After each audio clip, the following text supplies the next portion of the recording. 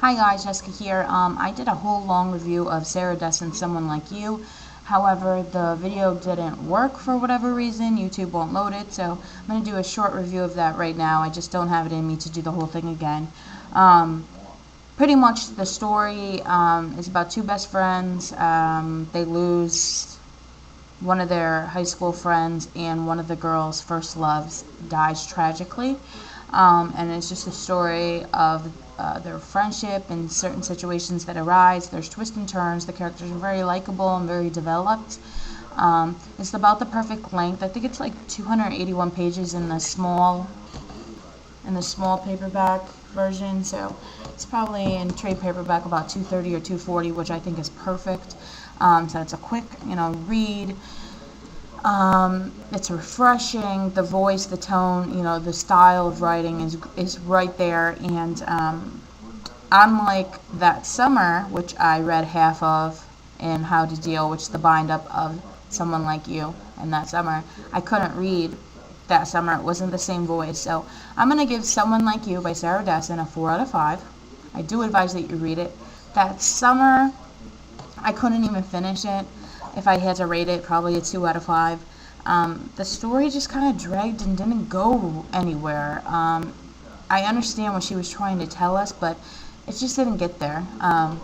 So that's my review, and I have 3 books to show you that are in my mailbox. I arranged some really cool swaps that in the next week or two, I'm going to have some really cool stuff to show you. I have some people that are just sending me books because they want to get rid of them. I have people that are sending me books because they are from work at a publishing company and they only wanted like 3 of my books, and they're sending me 7 brand new books. When you see what books she's sending me, you're going to flip.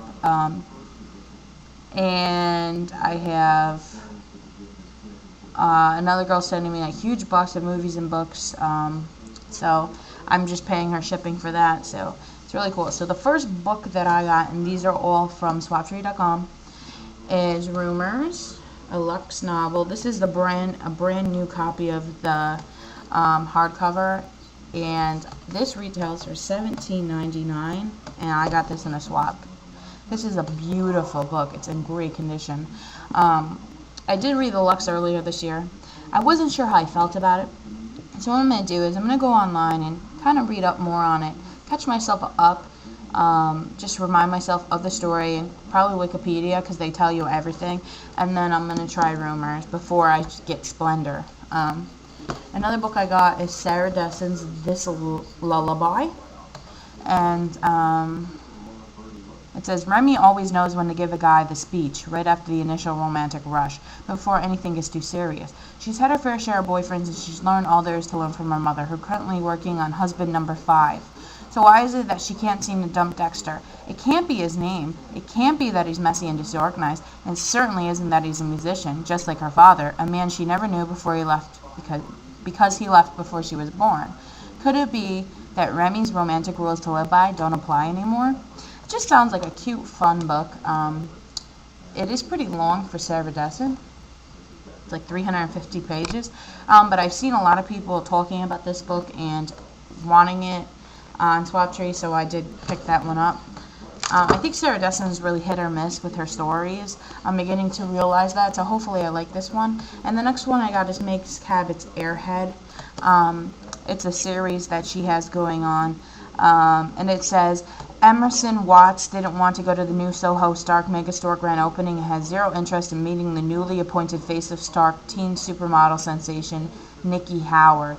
But how was M to know that disaster would strike, changing her and life as she knew it forever? One bizarre accident later, and she, always the tomboy, never the party princess, is no longer herself, literally.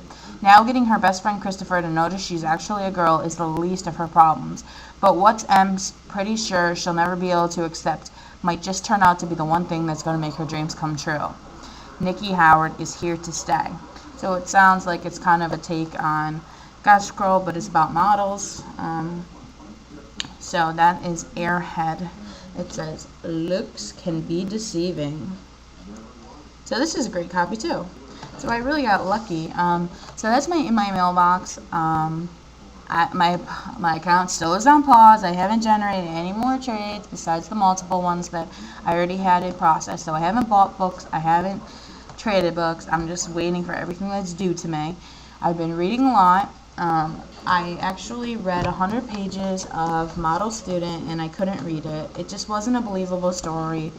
She just kept pretty much reiterating the same things over and over again. I just couldn't read anymore. I mean, I read that much of it, you know?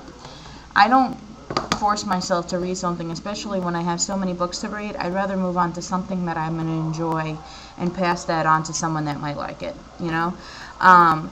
But I also am 2/3 into Generation Dead. I love this book. If you haven't read Generation Dead, you need to read it. I'm hopefully going to shower, eat, and finish reading Generation Dead, so maybe I'll even have the review up for you later.